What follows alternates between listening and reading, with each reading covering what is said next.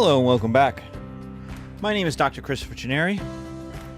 This is Great Big History Podcast, and in this episode, we do part 1 of Vietnam from 1700 to 1930. So in part 1, we're going to talk unification, peasant rebellions, external conflict, and we'll lead up to the arrival of the French. So Southeast Asia in 1700, Vietnam is divided between two major factions, two major families, the Trinh in the north and the Nguyen in the south.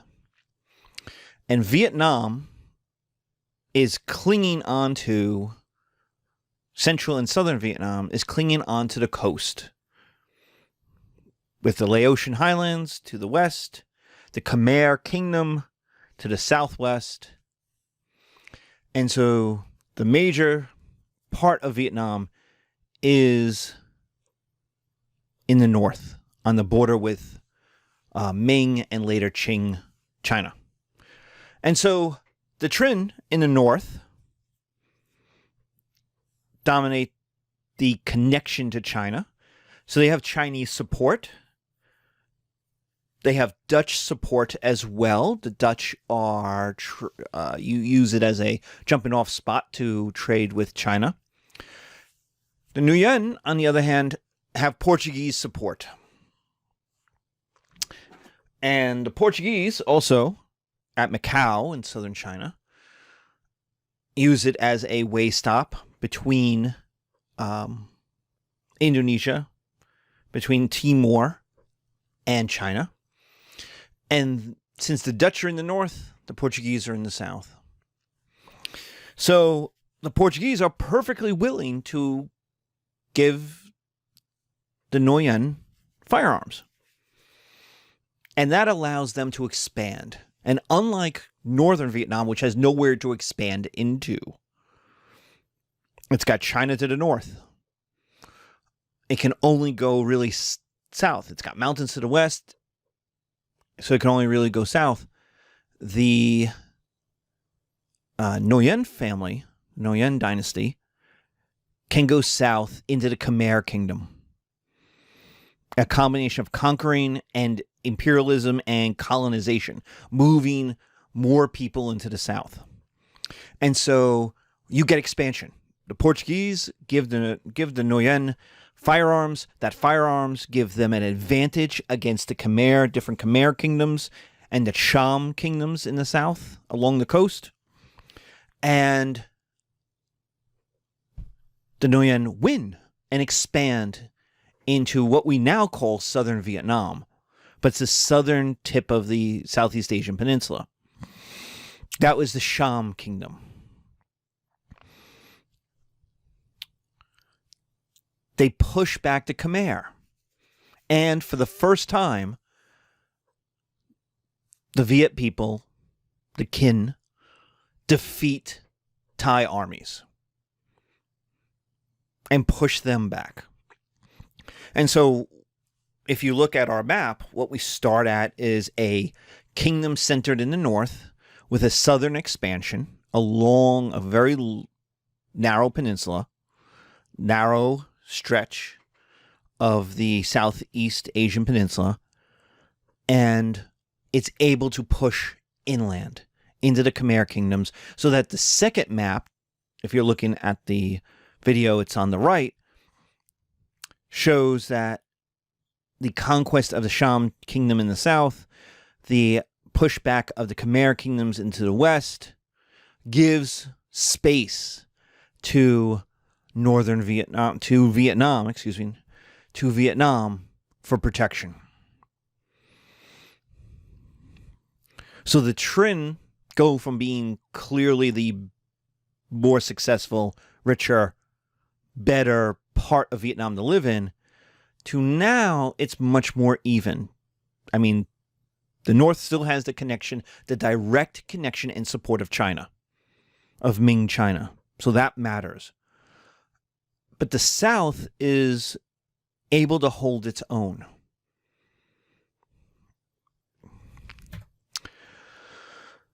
That's until 1768, when the Nguyen have a disaster. a new king of Thailand invades Cambodia, intent on getting back his territory, his protectorate in Cambodia. And he wins. He smashes a couple of Nguyen armies, conquers the Shamland. The green, if you're looking at the map, it's the green territory. Conquers the Shamland back, pushes to the sea.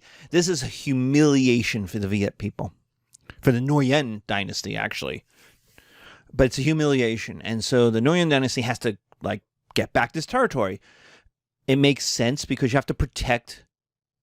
For the Nguyen, you need to protect your core area, because now you've got a pincer. You've got Thai armies to your south and Trinh armies to your north. That's dangerous. So the idea is you have to conquer the southern part of the peninsula. The Shamlands back. So they raise taxes to raise an army. Well, you can imagine what happens when you raise taxes to raise an army and conscript people into a peasant army. The peasants get upset about that. And in 771, just 3 years later, you have the Taishan rebellion. And it's led by 3 peasant brothers. We're going to talk about 2 of them coming up. And they have 3 goals. Or at least we distill them down to 3 goals. Unite the Viet peoples. The idea that the north is dominated by one family, the Trinh, and the south by the Nguyen, is seen as a disaster. That the Viet peoples should be united. Why should they be fighting each other? 2, get rid of corrupt officials and restore the emperor, who is currently living in the north. That's one reason why the Trinh family has so much power, is they are the protector, kind of like the shogun in Japan, that are a protector of the emperor, and they kind of marry into the imperial family. So the idea is restore the emperor and get rid of the Trinh and get rid of the Nguyen and if only, and this is the belief, peasants always have this belief, is that the emperor and the king, if you're European, the king is always good. And he just doesn't know how bad it is. We see this with presidents. We see this with Donald Trump. We saw this with Obama. We see this with presidents where regular people are like, if only the president knew, he would help us. He just doesn't know. And it's those corrupt cabinet members. It's those corrupt officials that are keeping him from doing the right thing. And so get rid of them. Get rid of these lords, right? And the third thing is to redistribute the land. The rich people have too much land and thus are making too much money. And that means lots of peasants are poor because they can't own land. It's too expensive to own. There's not enough of it to make any money. And so it's basic income redistribution. It's income. We would use the language of income inequality. They're demanding income equality. Now, not communist, everything is equal, but a shrinking of income inequality. Getting things more in line with the idea is basically the economy is messed up. There are too few people who are too rich. All right, well, very typical stuff. Very peasant rebellion. But what starts as a peasant tax revolt becomes a nationalist war of independence in a lot of ways. And we'll talk about how. But it becomes nationalism. It becomes a identifiable marker for the kin, for the Viet people. Kin is K-I-N-H. And they win. The Taishan Win. Led by the eldest brother, Nha, which is spelled N-H-A-C.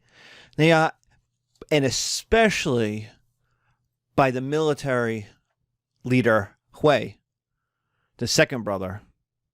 They defeat the Nguyen Dynasty armies that are sent against them. So the rebellion happens. The Nguyen lords, the Nguyen Dynasty sends an army against them. And just like that army got defeated by the Thais, they got crushed. And it makes sense, right? Who's in the Nguyen Dynasty army? Peasants. Do peasants like shooting other peasants? No. And so, not over taxes, you know. And so what happens is the Nguyen Dynasty army basically melts away. People leave in the middle of the night. They don't want to fight other peasants. And remember, unlike the Trinh, the Nguyen are Southerners. And so the people in their army are Southerners, which means they're shooting people who are just like them, speak the same Nam, speak the same Vietnamese that they do, have the same accent, right? They don't want to do that. And so an army of 5,000 or 8,000 becomes 800 by the time it shows up, and the Taishan have 10,000. And a lot of those peasants that leave the Nguyen army join the Taishan and bring their firearms with them. So the South is in chaos. The Taishan are winning.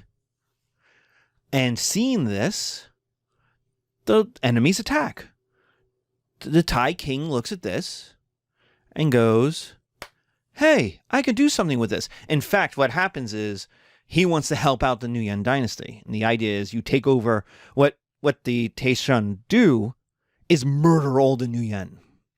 As they conquer the cities and the dukedoms, they murder the Nguyen family. So that there's basically one left, Nguyen An, who flees to Thailand. He escapes. He's got hitmen after him. It is in itself a very impressive story of Nguyen An's. He's a teenager, how he escapes.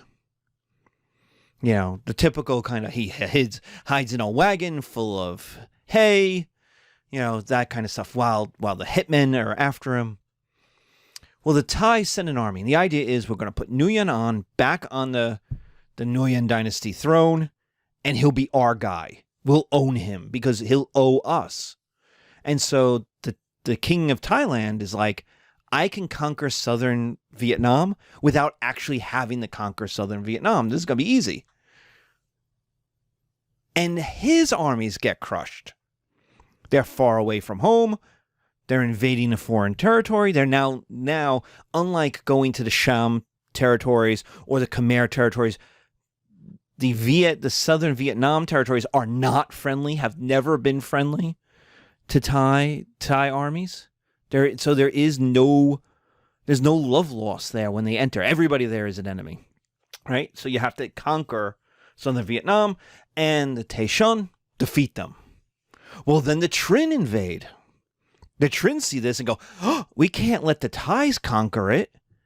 And if this peasant rebellion, one, if it spreads to the north, we're in trouble. And two, here's the perfect opportunity to reunite Vietnam by conquering the South. When the Nguyen are defeated, peasants don't like to fight. We'll conquer it. And so, led by Hue, Hue,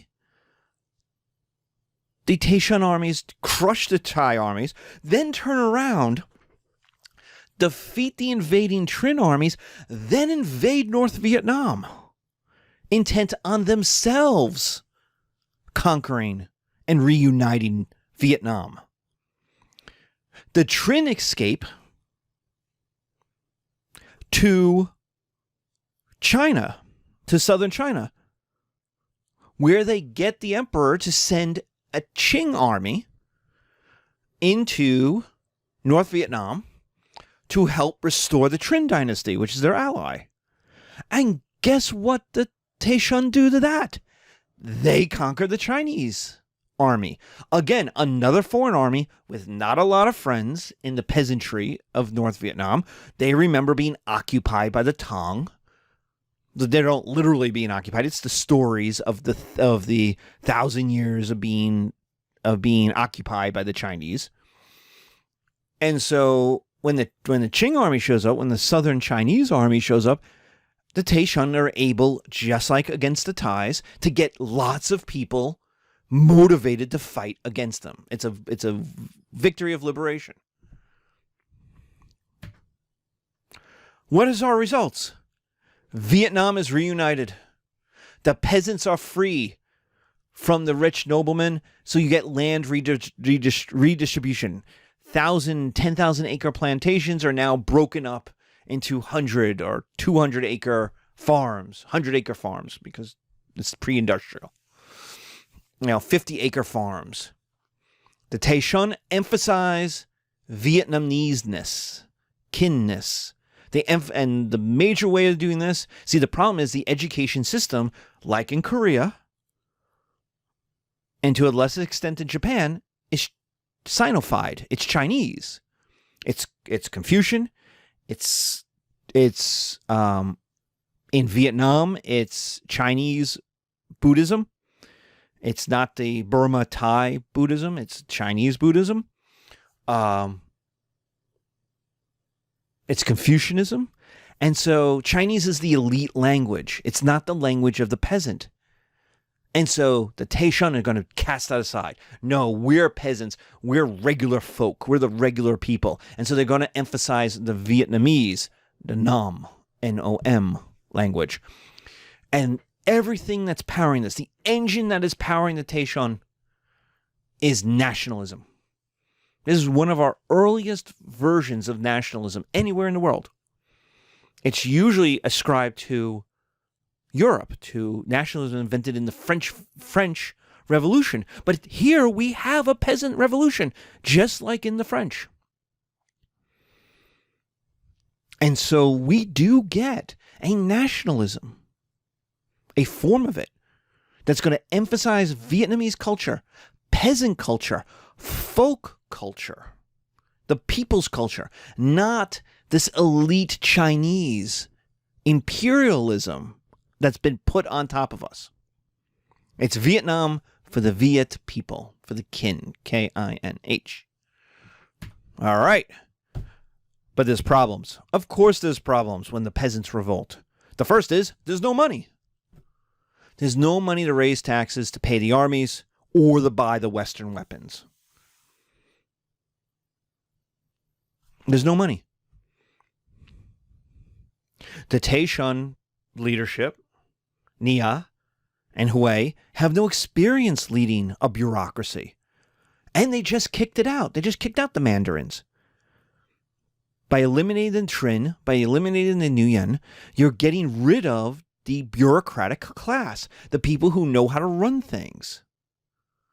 Peasants don't know how to run things. That's not their job. And so now they have to figure out how to do it. Well, there's no money. They're surrounded by enemies. They've won the battles. But now, do you think China's not coming back? Do you think the Trinh aren't coming back? Or the Thai armies might not come back? So they need Western weapons. So they're going to have to raise taxes, which is the whole reason that the revolt started, which makes it problematic. Why are we doing this if the whole point was not to pay taxes or not to pay so high of taxes? And now we're paying high and or higher taxes. Well, wait, what are we doing? So, this is not a surprise. The American Revolution has the same problem with taxes. It starts as a tax revolt among elites, the American Revolution. But what happens is, in order to pay for the army and pay for supplies and pay for weapons, they actually increase taxes higher than it would have been if they had stayed in the British Empire. And then, having made a new country, the first problems that the new Congress has is tax revolts. Farmers, peasants not wanting to pay taxes. They marched on Philadelphia.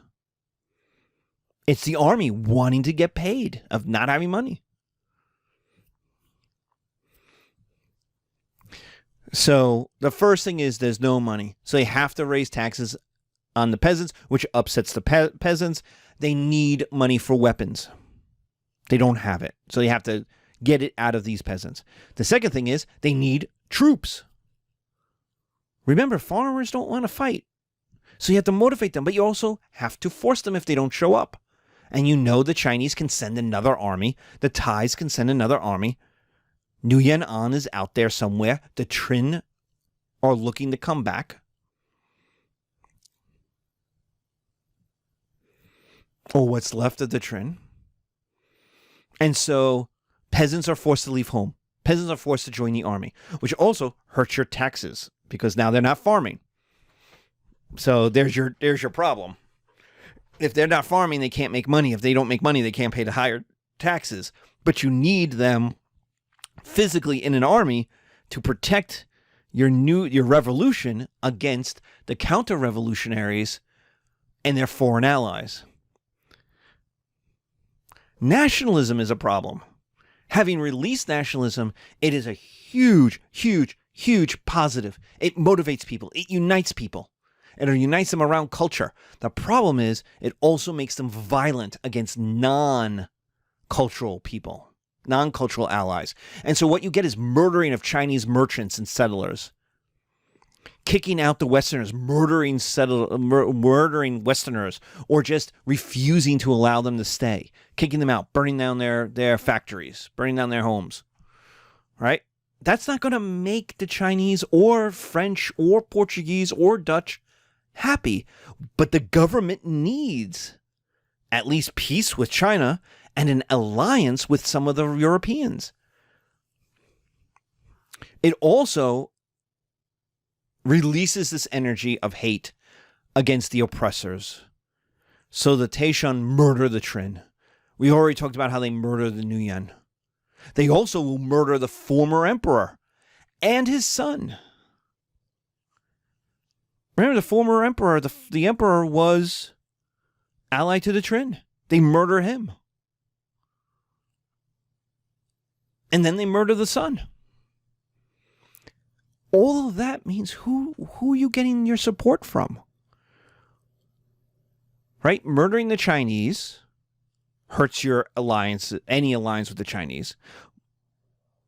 Murdering the Westerners, or you kicking them out, hurts your alliance with any Western country.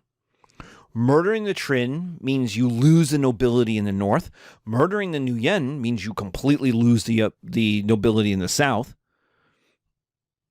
Murdering the former emperor, or the emperor, because he's not former until he's murdered, and then the heir, his son, is anti-Confucian. So it goes against what the peasants expect. So we have an entire revolution that started as an anti-tax revolt. I just don't want to pay taxes. And now we have an entire political upheaval. Can it win? Maybe. But it's got it already had odds against it. And now certain decisions, certain energies is making it even harder. And then the biggest problem is the brothers stop getting along. Which means civil war breaks out. Hui wanted to invade China. He wanted to punish the Chinese. He wanted to build a buffer zone. There's thought of even him becoming emperor of China and marching all the way to Beijing. But it's revenge for Chinese invasions. It's a whole lot of things. He also was the military leader. He had nowhere to go, and having defeated one Chinese army, the thought is, I can defeat more Chinese armies.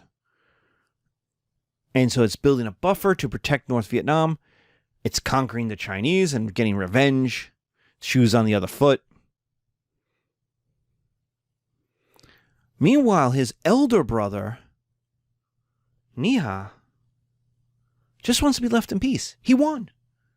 He wants to be left alone. He wants to run his part of Vietnam, which is kind of what we would think of as like North Central Vietnam. He wants to run, Central Vietnam. He's in charge because he's the eldest brother, but he doesn't have the dynastism, the dynamics. Hui is obviously wants to be like an Alexander the Great. He wants to keep going. He has won. He has ability. He's one of the great Vietnamese generals of all time. Why would he stop? He defeated the Thais and the Chinese, the great conquerors, the great enemies. He's like, I don't know, Andrew Jackson, Ulysses Grant, he's something on that level. Why stop? So he thinks of his brother as like an old man. Meanwhile, Nguyen An wants revenge, the Thais want revenge, the China wants stability. The Qing aren't, interestingly, not so interested in revenge. Like, fine. All right, you crazy people down there.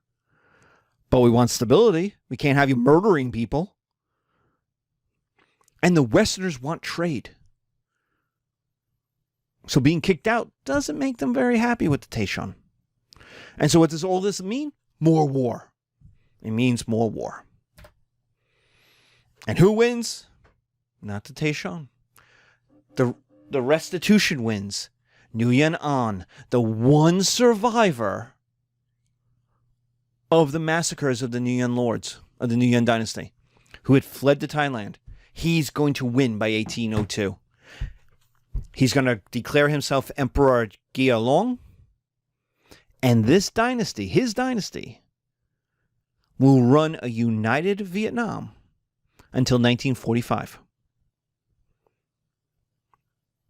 He starts with Thai support. He replaces Thai support with French support. And then he replaces French support with Chinese support.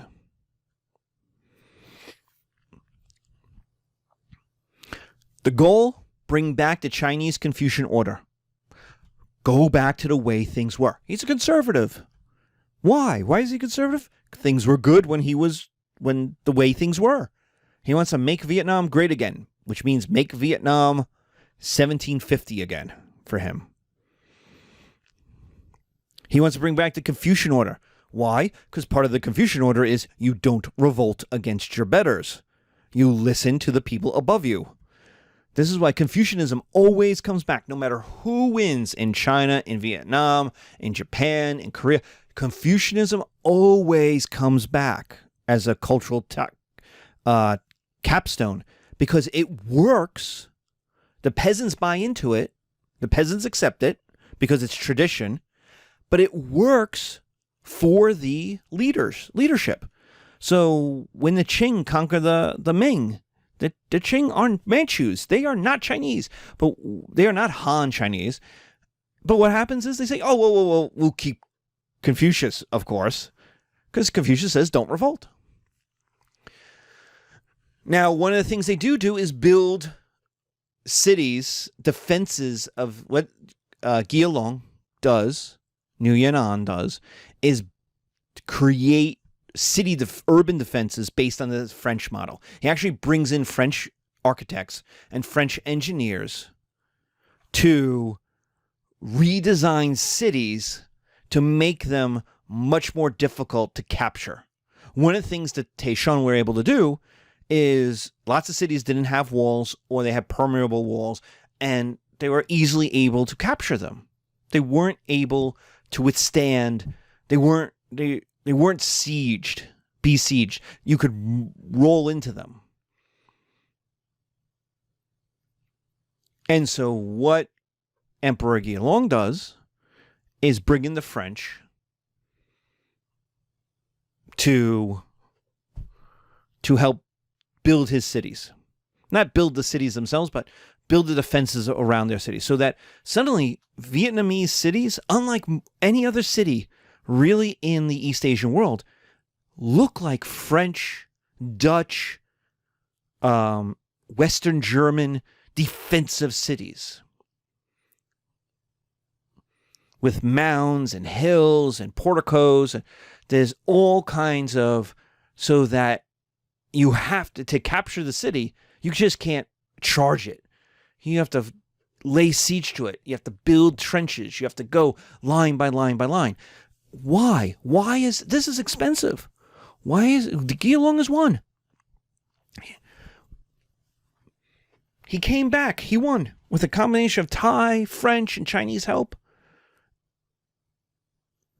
And Vietnamese help, of course. He wasn't a foreign conqueror. There were plenty of people who looked and said, the Nguyen weren't so bad. Why would he do this? Well, he wants to avoid Taishan too. The idea of if there is another peasant revolt, he wants to have citadels that will hold out long enough for him to build an army and send it to defend it. So he's thinking defensively. He's not like Hui, thinking to invade China, to invade Thailand. He's thinking of, I got this country, how do I keep it? But his successors are going to kick out the French. And that's going to be bad. They're going to try to kick out Catholicism. Now, Nguyen, Gilong, the Emperor Gilong,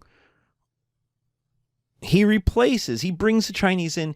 He doesn't want the Westerners being the most important allies, running the show, right? But he needed them. And so he gives up a lot. He said, oh, you can have trade again. You could be in these ports. Yes, I'm going to have 10 French officers as my advisors. I'm going to hire French architects to help build my citadels. Right? He wants the French at arm's length, but he knows he needs the French. He wouldn't be emperor without them, so he's not going to kick them out. His son, his grandson, his great-grandson, on the other hand, they don't remember the French. They don't care.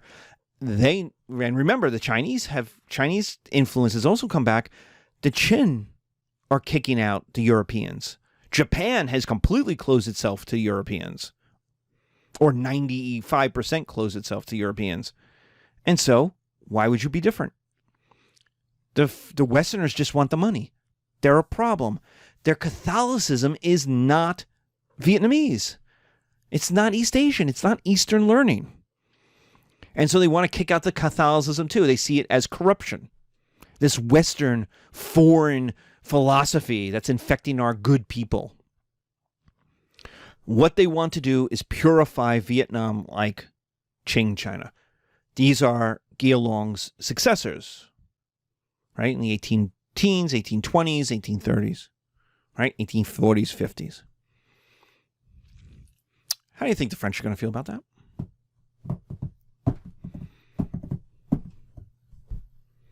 The French have nowhere else to go in East Asia. They got kicked out of India by Britain. The Dutch dominate Indonesia. Japan is closed off. Korea is very far away. China's closed off. Or closing down, shutting its doors.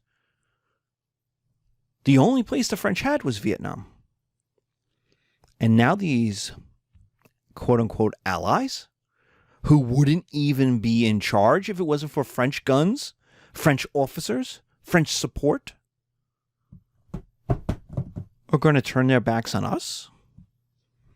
You can imagine how this is going over. Now, it's 1802, the French Revolution's going on, Napoleon's going on, and so Napoleon's busy with European affairs and some colonial affairs, but mostly in the Caribbean, in Santo Domingo, in Haiti.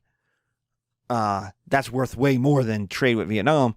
And so for the next 20 years, the French aren't going to be too concerned. And then there's a recovery from all of this. So Vietnam has its chance. But by the 1830s, 1840s, you're getting French governments that are like, wait a minute, hold on.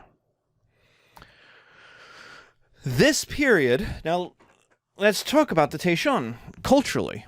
This period is reflected as the great what if. The rebellions, the wars, the reunification is a period of artistic support by the government.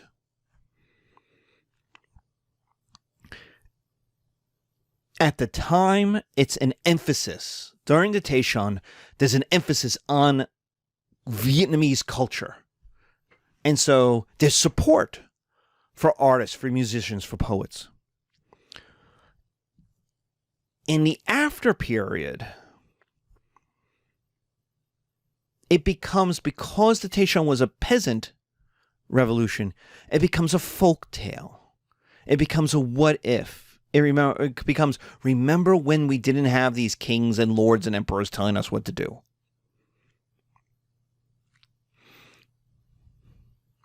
And so you get several special things. The Tale of Kieu, Kieu, is probably the most famous of the tales, of the stories. And it's about a young woman sacrificing to save her family. It is critical of the Nguyen Dynasties. It involves sex slavery, polygamy, honor, regret, terrible merchants, first love, and filial piety. So it's a Confucian story too. So it's conservative, it's traditional. But it also very clearly sees merchants and Nguyen officials as not holding up their Confucian codes. In fact, they're the ones exploiting the peasants.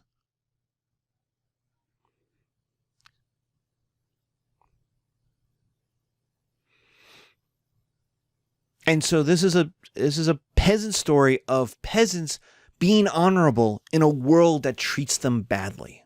And notice it's emphasized that it's the main character is a young woman who will do everything to help her family, no matter how bad things happen to her. She's a sex slave. She's sold off. She's beaten. It's terrible. It also tells you it's terrible to be a woman. A woman without her family is in a very dangerous place in the world. The second is the lament of the soldier's wife.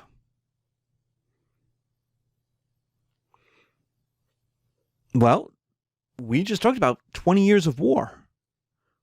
And there you go. It's the suffering of a woman alone. Her husband has gone off to war.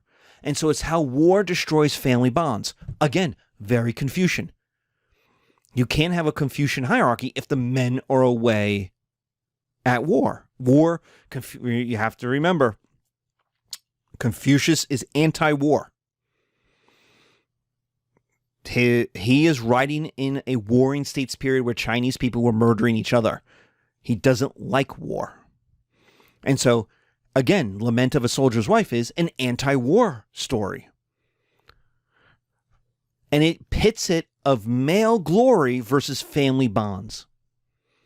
Yes, men go off to go to war to get glory, have adventures, do great deeds. But they're also leaving behind their women and their children, their wives and their children. And thus breaking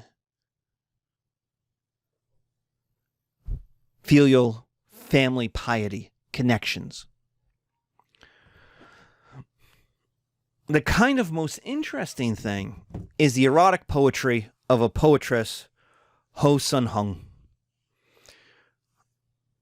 She's a folk writer in Nom, in Vietnamese. And she's writing about women's feelings in society. Notice each of these three, the great artistic points of this period of 1770 to 1750 to 1850, are stories about women.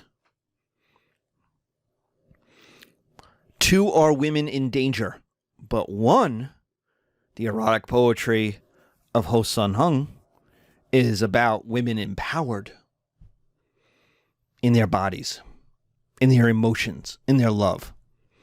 They write about women's feelings in society. Now, it's still a Confucian society, so women only have so much freedom, so much ability. And you'll see this. Here I have two poems, right? The first is The Jackfruit.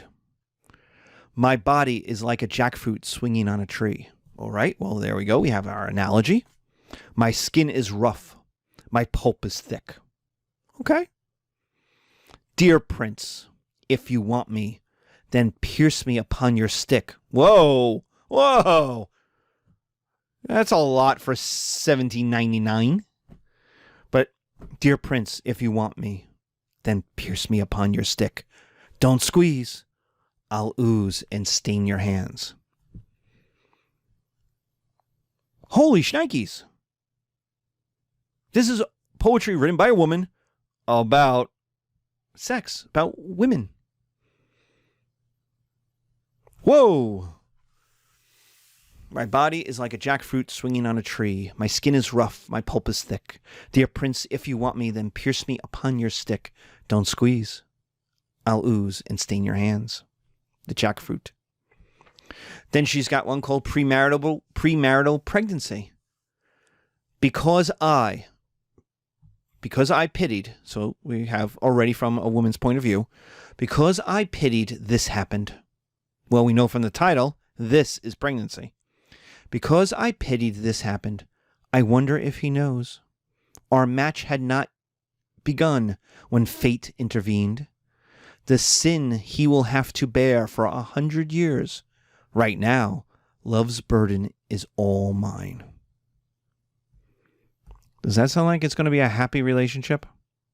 Or does it sound like they hooked up, she's pregnant, and he's definitely not marrying her if she's pregnant? He's going to say, I don't know her. I don't know anything about her. He's going to reject her. Notice the sin he will have to bear, right? He's not going to do the honorable thing in marrying her.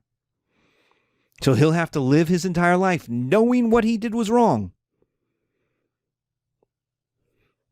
But right now, women have to deal with it. Women have to deal with the consequences. And it's because I pitied. So what kind of dude was this if she pitied him? She gave him pity sex. Because I pitied. So what did he do? Beg? Baby, please. Just a little bit. Come on, baby, right? Our match had not yet begun, so they were dating. They were supposed to get married when fate intervened. He's not going to marry her because she's pregnant.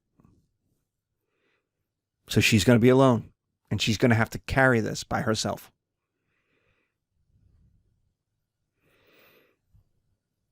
So here we are in 1800, and Hoan Hung is talking about how hard it is to be a woman. The fun of being a woman and the difficulty of being a woman. And one is a prince, a great man, and the other man is one to be pitied. So it tells you something about Vietnamese men as well. And not just Vietnamese men, all men, because poetry is never just one culture. It's the point of poetry is that it's a universal. The reason we're reading it now is it's universal. It's all men. There are some great men, and then there are some men who are just losers. And she's like, I can't believe I got pregnant by a loser. And now I have to deal with this. And this is a world without abortion. This is a world of Confucian feel piety, so she's in trouble, right?